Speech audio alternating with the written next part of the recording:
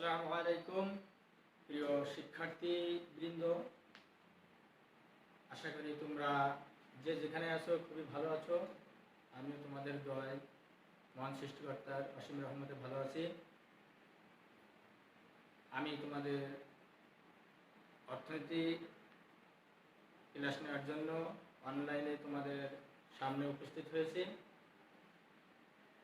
তো আজকে আমরা অর্থনীতির পরিচয়, সেই সাথে আমার পরিচয়, আর যেহেতু তোমরা দূরে রয়েছো তোমাদের পরিচয় জানা আমার পক্ষে সম্ভব হচ্ছে না। যদি কখনো সুযোগ হয় আমরা তখন তোমাদের পরিচয় জেনে নিব। তো অনেকেই ফোন করছে, কেউ আবার কলেজে এসে জিজ্ঞেস করছে অর্থনীতি কেমন সাবজেক্ট, অর্থনীতি নিয়ে অনেকে ভয় করছে, কি বই কিনবে, প্রাইভেট পড়তে হবে কিনা, ভালো রেজাল্ট হবে কিনা ইত্যাদি বিষয় নিয়ে সবাই খুবই অস্থিরতায় ভুগছে। প্রিয় শিক্ষার্থীবৃন্দ, তোমরা তোমাদের অভিভাবক, বড় ভাই বোন, বাবা মা, তোমাদের শিক্ষক বা যারা কাছের মানুষ আছে যারা অর্থনীতি সম্পর্কে জানে বা যারা হায়ার এডুকেটেড, তোমরা তাদের কাছ থেকে অর্থনীতি সাবজেক্টের বিষয়ে আদ্যপান্ত জেনে নিও যে সাবজেক্টটা কেমন, পড়লে কী হতে পারবা, পৃথিবীতে সাবজেক্টের ডিমান্ড কেমন, সমসাময়িক জীবনে ডিমান্ড কেমন, তোমার জীবনে অর্থনীতি বা চাহিদা কেমন, বাস্তব জীবনে অর্থনীতি আমাদের সঙ্গে কীভাবে মিশে আছে, এটা আমাদের আসলে পড়া কতটুকু গুরুত্বপূর্ণ ইত্যাদি বিষয়ে তোমরা আরো ভালোভাবে জানতে পারবে। তোমরা হয়তো অনেকেই জানো যে 1969 সাল থেকে অর্থনীতিতে নোবেল পুরস্কার দেওয়া হয়। এটার বাস্তবতা উপলব্ধি করে নোবেল কমিটি এটার উপরে অর্থনীতিতে নোবেল পুরস্কার দেওয়া শুরু করে 1969 সাল থেকে। আসলে অর্থনীতি আমাদের একটি বাস্তব জীবনের সাথে ওতপ্রোতভাবে জড়িত একটি সাবজেক্ট। এটাকে আমরা বলি লাইফ সাবজেক্ট বা জীবন্ত সাবজেক্ট। কোনো ব্যক্তি, পৃথিবীর যে কোনো ব্যক্তি, সে সুস্থ মস্তিষ্কের হোক আর অসুস্থ মস্তিষ্কের হোক, তার প্রতিটা মুহূর্ত, প্রতিটা সেকেন্ড, প্রতিটা মিনিট, প্রতিটা ঘন্টা, প্রতিটা দিন, প্রতিটা মাস, প্রতিটা বছর, তার সারা জীবন অর্থনৈতিক কর্মকাণ্ডের মধ্য দিয়ে তাকে অতিবাহিত হতে হয়। অর্থাৎ সে অর্থনীতি জানুক আর নাই জানুক, অর্থনীতি বিষয় পড়ুক আর নাই পড়ুক, প্রত্যেক ব্যক্তি অর্থনৈতিক বাস্তবতার মধ্য দিয়ে তাকে অতিবাহিত হতে হয়।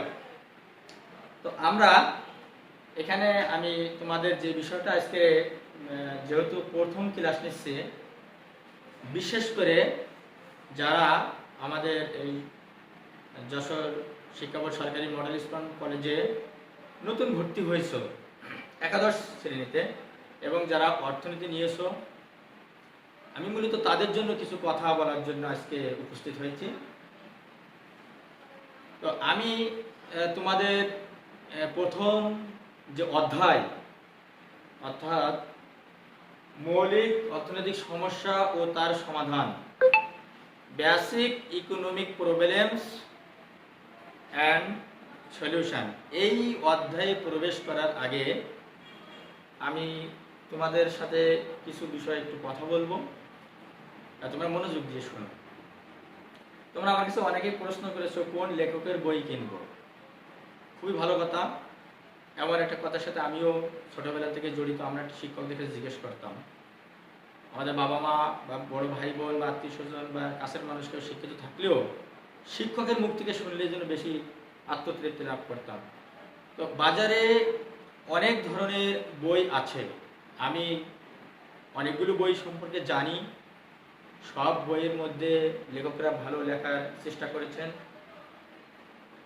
তারপরেও আমি বলবো তোমাদেরকে একটা দুইটা বই তোমরা কেনো। একটা বইতে আসলে হয় না, একাধিক বই থাকলে ভালো হয়। সেই ক্ষেত্রে আমাদের ঢাকা নটরডেম কলেজের একজন স্যার আছেন রণজিৎ কুমার নাথ, ওনার লেখা বইটা তোমরা কিনতে পারো। তারপরে আমাদের যশোরেরই আমাদের শ্রদ্ধেয় শিক্ষক মুস্তাফিজুর রহমান স্যারের বই আছে বাজারে, সেটাও তোমরা কিনতে পারো। আমি দুইটা বইয়ের নাম বলেছি। মুস্তাফিজ স্যারের বইটা অত্যন্ত সহজ ভাষায় লেখা, আর রণজিৎ কুমার নাথ স্যারের বইটা তত্ত্ব সংবাদ, অর্থাৎ বইটা অনেক ভালো। তো বন্ধুরা, এছাড়াও তোমরা যে কোনো বই কিনে পড়তে পারবা। আমি আবার মনে করো না যে আমি কোনো বইয়ের অ্যাড দিচ্ছি, এটা তোমাদের কিউরিওসিটি সলভ করার জন্য আমি বললাম। তো আমরা প্রথম অধ্যায়ে আগে প্রবেশ করি, অর্থাৎ মৌলিক অর্থনৈতিক সমস্যা ও তার সমাধান। এই অধ্যায়ের এটা আমার প্রথম ক্লাস, এটি প্রথম ক্লাস। এই অধ্যায়ের আরও 2টা থেকে 3টা ক্লাস আমাদের সামনে করতে হবে। তা আমরা আসি, এই অধ্যায়ে তোমরা যে বিষয়গুলো, অন্তত আজকে তোমরা যে বিষয়গুলো জানতে পারবে, সেগুলোর মধ্যে আছে অর্থনীতি বা ইকোনমিক শব্দের উৎপত্তি, কিভাবে আমাদের অর্থনীতি এই বিষয়টি আসলো, তার উৎপত্তি, অর্থনীতির সাথে আমাদের জীবনের বাস্তবতা, কিভাবে আমরা অর্থনীতির সাথে জড়িত হয়ে আছি, অর্থনীতির সংজ্ঞা, তুলনামূলক বিশ্লেষণ, অর্থনীতির 2টি শাখা বা অংশ, অর্থনীতিতে মৌলিক সমস্যা, অর্থনীতির মৌলিক সমস্যা উদ্ভবের কারণ কি, অর্থনীতির মৌলিক সমস্যার সমূহ কি কি, এই বিষয়গুলো আমি চেষ্টা করবো তোমাদের সামনে বিশ্লেষণ করার জন্য। তো আমরা প্রথমে আসি যে অর্থনীতির সাথে আমাদের জীবনের বাস্তবতা, অর্থনীতির সাথে আমাদের জীবনের বাস্তবতা। তো এখানে আমরা কিছু ছবি একটু দেখি। ঘুমে আছে শিশু, দাঁত বিরাস, রান্না, ইন্ডাস্ট্রিতে চাকরি বা কাজ করা, অফিসে চাকরি বা কাজ করা, বাজার, ব্যবসা করা, পশুপালন, মৎস্য চাষ, সবজি চাষ। এই যে আমি কতগুলো দেখানোর চেষ্টা করেছি, আমরা কি কেউ এর বাইরে আছি? আমরা কি অর্থনৈতিক কর্মকাণ্ডের বাইরে আছি? ঘুম থেকে উঠে দাঁত ব্রাশ করে রান্না, অফিসে যাওয়া, খাওয়া দাওয়া, বাজারঘাট, উৎপাদন, পরিবহন, স্থানান্তর, আমরা কোন বিষয়ের সাথে জড়িত নয়? অর্থ উপার্জন, অর্থ ব্যয়, অর্থ সংরক্ষণ, সঞ্চয়, বিনিয়োগ, প্রত্যেকটা ব্যক্তি আমরা এগুলোর সঙ্গে জড়িত। তাহলে আমরা কি বুঝলাম? যে কোনো ব্যক্তি অর্থনীতি বাদে পৃথিবীতে বেঁচে থাকা কোনোভাবে সম্ভব না, সবাই অর্থনীতির সঙ্গে জড়িত। তো এমন একটা লাইফ বা জীবন্ত সাবজেক্ট আমাদের শেখা কত গুরুত্বপূর্ণ। আমি মনে করি তোমরা যারা অর্থনীতি বিষয়টি নিয়েছো খুবই ভাগ্যবান, এবং যারা ভবিষ্যতে এই সাবজেক্টের উপরে উচ্চতার শিক্ষা অর্জন করতে চাও, আমি আশা করব তোমরা সফল হবে এবং অনেক দূরে এগিয়ে যাবে। জীবনে এই সাবজেক্ট তোমাদের জন্য অনেক কিছু বয়ে আনবে, আমি বিশ্বাস করি। তো আমরা অর্থনীতির সকল ক্ষেত্রে আমাদের পদচারণা, এরপরে আমরা দেখি যে অর্থনীতির উৎপত্তি সম্পর্কে আমরা একটু জানি। অর্থনীতি বা ইকোনমিক শব্দের উৎপত্তি সম্পর্কে আমরা একটু ধারণা নিই। বন্ধুরা, অর্থনীতি যদিও পৃথিবীর সৃষ্টি লগ্ন থেকে, মানুষের আবির্ভাব থেকে অর্থনীতির উৎপত্তি আমরা লক্ষ্য করি। বিশেষ করে প্রাথমিক পর্যায়ে কৃষিকাজ এবং ঘর তৈরি, নদী দিয়ে যাতায়াত, চাকা তৈরি, আমরা এগুলো, আগুন তৈরি, পশু শিকার, খাবার সংগ্রহ, এই অর্থনৈতিক কর্মকাণ্ডগুলো আমরা পৃথিবীর আদি থেকেই লক্ষ্য করি বা জানতে পারি ইতিহাসের মাধ্যমে। তো তখন আমাদের ইকোনমিক শব্দের কোনো উৎপত্তি ছিল না। পরবর্তীতে খ্রিস্টপূর্ব 334 আমাদের গ্রিক ফিলোসোফার অ্যারিস্টটলের সময় এই ইকোনমিক শব্দটি উনি সর্বপ্রথম ব্যবহার করেন, গ্রিক দার্শনিক অ্যারিস্টটল।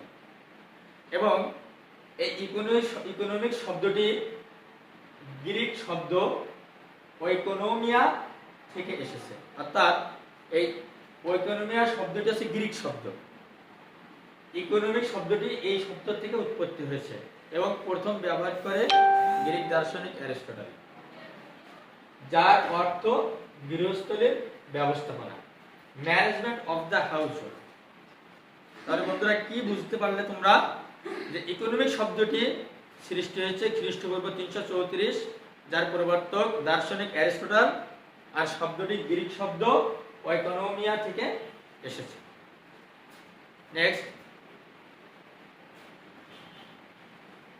আমাদের এখানে আমি উল্লেখ করে দিয়েছি ইকোনমিক শব্দ সর্বপ্রথম ব্যবহার করেন গ্রিক দার্শনিক অ্যারিস্টটল। তার জন্ম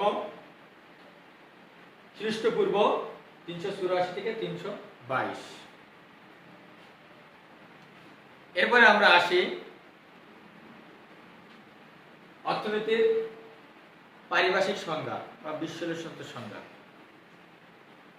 আমাদের ইকোনমিক্সের পূর্ণাঙ্গ সংজ্ঞা অনেক অর্থনীতিবিদ দেওয়ার চেষ্টা করেছেন, তবে আমাদের অ্যাডাম স্মিথ 1776 সালে তার বিখ্যাত বই দ্য ওয়েলথ অফ নেশনস, এই বইতে তিনি উল্লেখ করেন যে অর্থনীতি এমন একটি বিজ্ঞান যা মানব জাতির সম্পদের ধরন বা প্রকৃতি ও কারণ অনুসন্ধান করে। এটা অ্যাডাম স্মিথের সংজ্ঞা। তিনি মূলত অর্থনীতিকে সম্পদের বিজ্ঞান বলে অভিহিত করেছেন। তিনি মানুষের যে অভাব অসীম, চাহিদা অসীম, পৃথিবীতে সম্পদ সীমিত, মানুষের নানান রকম চাহিদা আছে, সম্পদের বিকল্প ব্যবহার সম্পর্কে তিনি কিছু বলেননি। অ্যাডাম স্মিথ শুধু সম্পদ কোন উৎস থেকে আসবে, তার ধরন কি হবে, এসব সম্পর্কে আলোচনা করেছেন। এজন্য তার বইটিকে তিনি ওয়েলথ অফ নেশনস নামকরণ করেছেন। তো বন্ধুরা, আমরা অ্যাডাম স্মিথের সংজ্ঞা কি দেখলাম, যে অর্থনীতি এমন একটি বিজ্ঞান যা জাতিসংঘের সম্পদের ধরন বা প্রকৃতি ও কারণ অনুসন্ধান করে। পরবর্তীতে আলফ্রেড মার্শাল, আরেকজন অর্থনীতিবিদ, 1892 সালে তার বিখ্যাত গ্রন্থ দ্য প্রিন্সিপাল অফ ইকোনমিক্স বইতে উল্লেখ করেন যে অর্থনীতি এমন একটি বিজ্ঞান যা মানব জীবনের সাধারণ কার্যাবলী বা মানব কল্যাণ নিয়ে পর্যালোচনা করে। অর্থাৎ মানুষের কোনটা কল্যাণকর আর কোনটা ক্ষতিকর, মানুষের এই বিষয়গুলো নিয়ে সাধারণ যে অর্থনৈতিক কাজকর্ম নিয়ে আলোচনা করে। অধ্যাপক মার্শাল তিনিও মানুষের অসীম অভাবের কথা এবং অপ্রাচুর্য সম্পদের কথা নিয়ে কোনো আলোচনা করেননি বা ব্যাখ্যা দেন নাই, এবং সম্পদের বিকল্প ব্যবহার নিয়েও তিনি কখনো কোনো কথা বলেন নাই। মানুষের মৌলিক অর্থনৈতিক সমস্যা, যে নানান রকম অভাব কিভাবে পূরণ হবে, এসব বিষয়ে তিনি কোনো ব্যাখ্যা প্রদান করেন নাই। এই অ্যাডাম স্মিথ আর অধ্যাপক মার্শালের সংজ্ঞার সংকীর্ণতাকে সমালোচনা করে আরেকজন অর্থনীতিবিদ এল রবিন্স 1932 সালে 1932 সালে একটি সংজ্ঞা প্রদান করেন। অর্থনীতির একটি যুগ উপযোগী বা সুন্দর সংজ্ঞা দেওয়ার চেষ্টা করেন এল রবিনস। তিনি বলেন, অর্থনীতি এমন একটি বিজ্ঞান যা মানুষের অসীম অভাব ও বিকল্প ব্যবহারযোগ্য দুষ্প্রাপ্য সম্পদের মাঝে সম্পর্ক স্থাপনের মাধ্যমে মানবীয় আচরণ বিশ্লেষণ করে।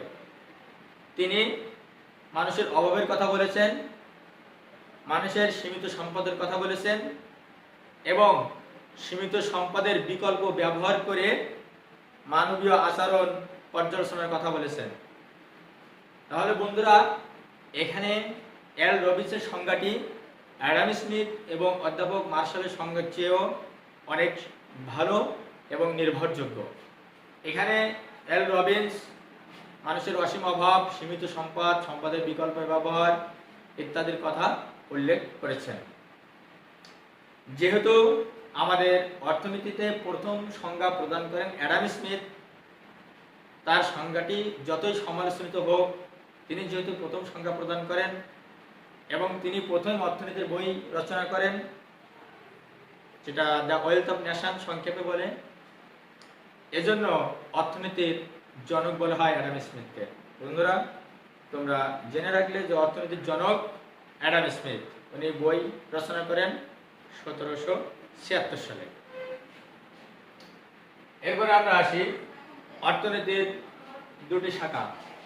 অর্থনীতির দুটি শাখা, একটি আছে ব্যষ্টিক অর্থনীতি, মাইক্রো ইকোনমিক্স। বন্ধুরা, অর্থনীতির আওতা বা পরিধি এত বৃহত্তর পরিসরে বাড়তে থাকে যে অর্থনীতিকে দুটি শাখায় বিভক্ত করার প্রয়োজনীয়তা অনুভব করেন অসলো বিশ্ববিদ্যালয়ের একজন বিখ্যাত অর্থনীতিবিদ রাগনার ফ্রেশ। ইনি একজন অসলো ইউনিভার্সিটির অধ্যাপক ছিলেন। উনি এই অর্থনীতিকে দুটি শাখা বা দুটি অংশে বিভক্ত করেন। একটা হচ্ছে ব্যষ্টিক অর্থনীতি, মাইক্রো ইকোনমিক্স, আর দ্বিতীয়টি হচ্ছে সামষ্টিক অর্থনীতি বা ম্যাক্রো ইকোনমিক্স। তোমরা তাহলে কি জানলে যে অর্থনীতির দুটি শাখা, একটা হচ্ছে ব্যষ্টিক অর্থনীতি, একটা হচ্ছে সামষ্টিক অর্থনীতি। এই ব্যষ্টিক অর্থনীতি হচ্ছে অর্থনীতির বা আমাদের সমাজের অর্থনৈতিক কর্মকাণ্ডের ক্ষুদ্র অংশকে আলোচনা করে, ছোট অংশ, অর্থনীতির একক অংশ, অর্থনীতির একক বা ক্ষুদ্র অংশ। আর সামষ্টিক অর্থনীতি হচ্ছে কোন জাতি সমূহের বা সমাজের বা দেশের সামগ্রিক অর্থনৈতিক কর্মকাণ্ড, সামগ্রিক বা সমষ্টিগত বা বৃহৎ অংশ অর্থনীতির। তাহলে বন্ধুরা, আমরা কি শিখলাম যে অর্থনীতির দুটি শাখা বা দুটি অংশ, ব্যষ্টিক আর সামষ্টিক। এরপরে আমরা আসি ব্যষ্টিক অর্থনীতি কাকে বলে। ব্যষ্টিক অর্থনীতি হচ্ছে মাইক্রো, ইংরেজি মাইক্রো শব্দটি গ্রিক শব্দ মাইক্রোস হতে এসেছে, যার অর্থ অতি ক্ষুদ্র, ভেরি স্মল, অতি ক্ষুদ্র। বন্ধুরা, তোমরা আমার কথা ভুলে গেলে ভিডিওটা বারবার দেখে আবার ঠিক করে নিও। উদাহরণ, কোন ব্যক্তির ব্যক্তিগত চাহিদা, ব্যক্তিগত যোগান, ব্যক্তিগত ভোগ, ব্যক্তিগত আয়, ব্যক্তিগত সঞ্চয়, ব্যক্তিগত দাম, ব্যক্তিগত বিনিয়োগ ইত্যাদি। অর্থাৎ অর্থনৈতিক কর্মকাণ্ড যখন ব্যক্তি পর্যায়ে বা কোনো একটি পরিবার পর্যায়ে বা মুষ্টিমেয় কয়েকজনের পর্যায়ে আলোচিত হবে, সেটাকে আমরা বলি ব্যষ্টিক অর্থনীতি। মানে ব্যষ্টিক অর্থনীতি সবসময় অর্থনীতির একটা একক অংশ বা ক্ষুদ্র অংশকে ঘিরে আবর্তিত হয়। এখন যদি বলি বাজারে একজন ব্যক্তির ক্রয় বিক্রয়, দাম, এগুলি সবই ব্যষ্টিক অর্থনীতি। সামষ্টিক অর্থনীতি তাহলে কি হবে, যে অর্থনীতির একটি বৃহৎ পরিসর, বড় পরিসরে, যেমন একটা দেশের বা একটি সমাজের অর্থনৈতিক কর্মকাণ্ড নির্দেশ করে। যেমন জাতীয় আয়, জাতীয় বিনিয়োগ, জাতীয় সঞ্চয়, সামগ্রিক দাম স্তর, সামগ্রিক মজুরি, সামগ্রিক বিনিয়োগ, জাতীয় বিনিয়োগ ইত্যাদি। আমদানি রপ্তানি। আমরা একটু দেখি সামষ্টিক অর্থনীতি। ইংরেজি ম্যাক্রো শব্দটি গ্রিক শব্দ ম্যাক্রোস হতে এসেছে, যার অর্থ বড় বা সামগ্রিক হবে। এখানে মহাটা পড়ে গেছে, সামগ্রিক, লার্জ বা হোল, সম্পূর্ণ অংশ। উদাহরণ, কোন দেশের বা সমাজের সামগ্রিক চাহিদা, সামগ্রিক যোগান, সামগ্রিক ভোগ, জাতীয় আয়, জাতীয় সঞ্চয়, সাধারণ দাম স্থান, মজুরি স্তর ইত্যাদি। বন্ধুরা, তোমরা এই যে সামষ্টিক এবং ব্যষ্টিক অর্থনীতি দুইটা জিনিস কি যদি বুঝতে পারো তাহলে অবশ্যই পার্থক্য করতে পারবে। এটা তোমাদের জন্য বাড়ির কাজ থাকলো। তোমরা একটা খাতার পেজের মাঝখানে দাগ দিয়ে এক পাশে সামষ্টিক অর্থনীতি আর এক পাশে ব্যষ্টিক অর্থনীতি লিখে 5 থেকে 6টা বা তারও অধিক যতগুলো পারো পার্থক্য লিখবে। এরপর আমরা আসি আমাদের অভাব অসীম। আমাদের অর্থনীতিতে দুইটা শব্দ আছে খুবই গুরুত্বপূর্ণ, একটা হচ্ছে অভাব বা চাহিদা অসীম, আর হচ্ছে সম্পদের দুষ্প্রাপ্যতা। অর্থাৎ এই অসীম অভাব বা অসীম চাহিদা পূরণ করার জন্য সমাজে সম্পদ, অর্থ, টাকা পয়সা বা অন্যান্য সম্পদ সীমিত, চাহিদার তুলনায় অপ্রতুল, যোগান অনেক কম। এটা আমাদের অর্থনীতিতে একটা বড় ধরনের আলোচ্য বিষয়। তা আমাদের অভাব অসীম, আমাদের অভাবের কোনো শেষ নেই। পেটে খাওয়া, জামা পরা, তারপরে গাড়ি বাড়ি, বিমান, সাইকেল, তারপরে বড় অনেক অনেক কিছু, এটা পূরণ হলে আরেকটা পূরণ হলে আরেকটা, মানে চাহিদার কখনো শেষ নেই। কিন্তু এই চাহিদা পূরণ করার জন্য আমাদের সম্পদ খুবই সীমিত, আর সেজন্য অর্থনীতিতে মৌলিক সমস্যার উদ্ভব হয়। অর্থাৎ অভাব, প্রচুর অভাব, এবং অভাব পূরণের জন্য সম্পদের পরিমাণ কম। এই সম্পদের পরিমাণ একদিকে কম আর একদিকে অনেক অভাব পূরণ করতে পারছে না। এটাই হচ্ছে আমাদের অর্থনীতির মৌলিক সমস্যা। অর্থাৎ যে অসীম অভাব বা অসীম চাহিদা সামনে রেখে এই চাহিদা পূরণ করার জন্য আমাদের সম্পদের পরিমাণ অনেক কম, অনেক অপ্রতুল, অনেক সীমিত। আর এটার থেকে যে সমস্যা আমরা ভুগি, এটা হচ্ছে অর্থনীতির মৌলিক সমস্যা। এবার দেখো চাহিদা, আমাদের চাহিদা কিভাবে অসীম। প্রথমে টাকার চাহিদা, তারপরে আসলো একটা বাড়ি হলে ভালো হয়, তারপরে আসলো একটা গাড়ি হলে ভালো হয়, তারপরে আসলো একটা বিমান হইলে আমার ভালো হয়, তারপরে আসলো আমাদের একটা হিরো খণ্ড আসলে ভালো হয়, তারপরে লাস্টে পৃথিবীটা সব আমার হলে ভালো হয়। অর্থাৎ চাহিদার কোনো শেষ নেই, কিন্তু এই চাহিদা পূরণ করার জন্য আমাদের সম্পদ সীমিত। এই জন্য আমাদের সম্পদের বিকল্প ব্যবহার করতে হয়। তো বন্ধুরা, বাড়ির কাজ তোমাদের মার্শাল ও রবিনসনের সংজ্ঞা তুলনামূলক বৈশিষ্ট্য খাতায় লিখবা, তারপরে ব্যষ্টিক সামষ্টিক অর্থনীতির পার্থক্য লিখবা, গাছ, পাট, তুলা ও মাটি 5টি করে বিকল্প ব্যবহার খাতায় লিখবা। সকলকে ধন্যবাদ। তোমরা আমার জন্য দোয়া করবে এবং এই করোনাকালীন সময়ে তোমরা অনেক ভালো থাকো, সুস্থ থাকো, সুন্দর থাকো। আমি এই দোয়া করি। খোদা হাফেজ।